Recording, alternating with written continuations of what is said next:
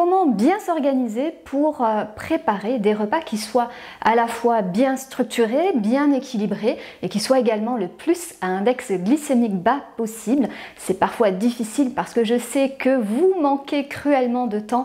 Et bien dans cette vidéo, je vais vous donner mes conseils pour dégager du temps d'une part, mais aussi des astuces pour bien s'organiser, pour bien structurer vos repas, même quand vous avez peu de temps. Avant cela, je vous invite à vous abonner à cette chaîne. Donc si vous aimez vraiment le contenu de cette chaîne, si vous voulez me soutenir et si vous voulez qu'il y ait encore des nouvelles vidéos pour vous conseiller sur la nutrition saine, eh bien je vous invite à cliquer sur le bouton rouge juste en dessous de cet écran et à activer la petite cloche qui vous permettra de recevoir une notification à chaque nouvelle vidéo.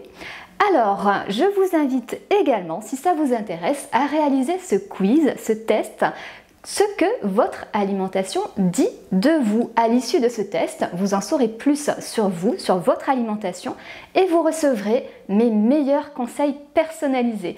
Pour réaliser ce test, eh bien, regardez dans la description de cette vidéo, vous avez le lien direct pour accéder à ce quiz et puis vous retrouverez également ce lien dans le petit i juste en haut de cet écran.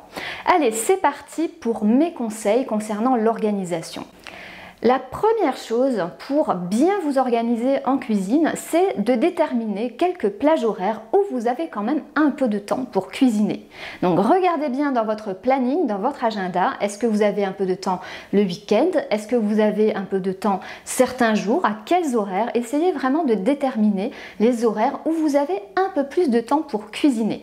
Je vous invite également, en même temps que vous réalisez ce travail, de déterminer ce qu'on appelle les voleurs de temps. Les voleurs de temps, c'est quoi? Eh bien, c'est surtout les réseaux sociaux, c'est-à-dire quand vous passez du temps à flâner sur Instagram ou sur TikTok ou sur n'importe quel autre réseau social, c'est du temps que vous pourriez récupérer pour cuisiner, pour faire autre chose pour vous. Ça peut être aussi, les voleurs de temps, ça peut être d'autres personnes tout simplement, parce que vous avez du mal à dire non quand on vous sollicite. Vous passez toujours en dernier et du coup vous n'avez jamais le temps pour cuisiner. Donc attention à ne pas toujours accepter les sollicitations des uns et des autres et à vous placer en priorité pour vous permettre de manger plus sainement au quotidien. Une deuxième astuce pour cuisiner plus sainement, c'est d'arrêter d'être parfait, de vouloir tout cuisiner parfaitement. Vous n'avez pas forcément besoin de faire une entrée, un plat, un dessert. Vous n'avez pas forcément besoin de réaliser un repas très élaboré. Un repas structuré et équilibré, ça peut être également un repas très simple. Un repas structuré, c'est des légumes, une base de légumes avec un peu de protéines animales ou végétales et des céréales ou tout autre féculent à index glycémique bas. Ça, c'est la base du repas structuré. Eh bien, vous pouvez réaliser tout un tas de menus, de plats avec cette base. Par exemple, en légumes, ça peut être une base de salade verte, tout simplement, ou des tomates coupées en rondelles quand c'est en été, ou des purées de légumes surgelées quand c'est en hiver, et si vous avez les bons stocks, c'est bien sûr possible. Et puis, voilà, essayez de faire de la cuisine d'assemblage en protéines. Ça peut être quelque chose de très simple, ça peut être des œufs, c'est rapide à cuisiner, ça peut être du jambon blanc, pas besoin de cuisiner, ça peut être un poisson blanc cuit rapidement à la vapeur, hein, ça aussi c'est très rapide à cuisiner. Et puis en féculent, ça peut être de la semoule complète rapide à cuire, ça peut être un sachet de quinoa déjà cuit du commerce. Enfin, vous voyez le principe, vous n'avez pas besoin de vous compliquer la vie, de faire quelque chose d'ultra élaboré. Faites le plus simple possible.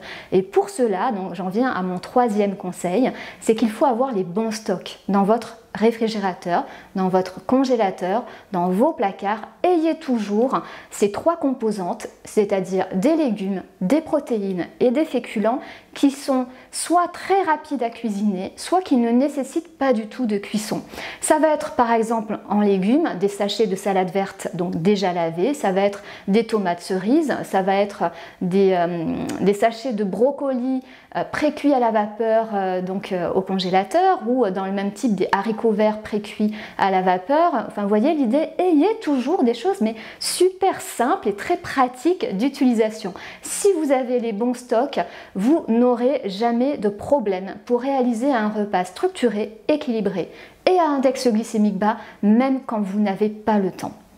Alors ensuite, comme vous avez déterminé les plages horaires où vous avez un peu de temps, là il faut en profiter pour cuisiner. Et là je vous invite à cuisiner en grande quantité. Si vous êtes 4 à table, eh bien cuisinez pour 8.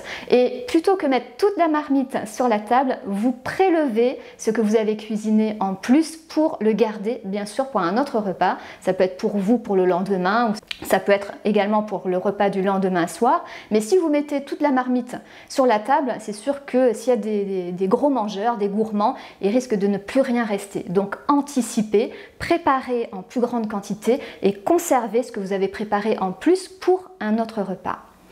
Vous pouvez également réaliser ce qu'on appelle le meal prep ou le batch cooking. Alors, quelle est la différence entre les deux? Le meal prep, vous allez préparer des plats individuellement et intégralement pour les autres jours de la semaine. Vous allez les conserver dans des boîtes. Je vous conseille de prendre des boîtes en verre. Et dans chaque boîte, vous aurez un repas complet.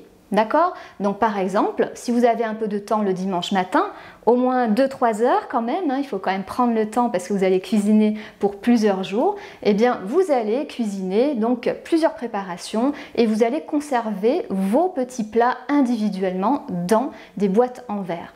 Le batch cooking, vous allez programmer différentes préparations, mais vous n'allez pas forcément assembler tout à l'avance. Par exemple, vous allez cuire du quinoa que vous allez conserver dans une boîte en verre, vous allez cuire des brocolis à la vapeur que vous allez conserver dans une autre boîte en verre et puis vous allez cuire du saumon à la vapeur que vous allez conserver dans une autre boîte et puis au moment venu vous allez assembler tous les ingrédients. Vous voyez la différence? C'est le même principe, on prépare à l'avance et on conserve, mais le meal prep, les repas ils sont déjà intégralement faits. Il n'y a plus qu'à prendre votre petite boîte et à la réchauffer éventuellement, alors qu'avec le batch cooking, vous avez tous les ingrédients cuisinés séparément et ensuite ça demande un petit peu d'assemblage. Donc faites selon ce que vous préférez, ce qui est le plus simple pour vous.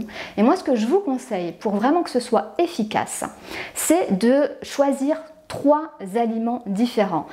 Une protéine, un légume et un féculent. Et avec ces 3 aliments, vous allez réfléchir aux préparations que vous pouvez faire. Et l'idéal, c'est que ces aliments se retrouvent dans plusieurs préparations. Par exemple, si je choisis du saumon, des courgettes et du quinoa, on peut réaliser différentes préparations.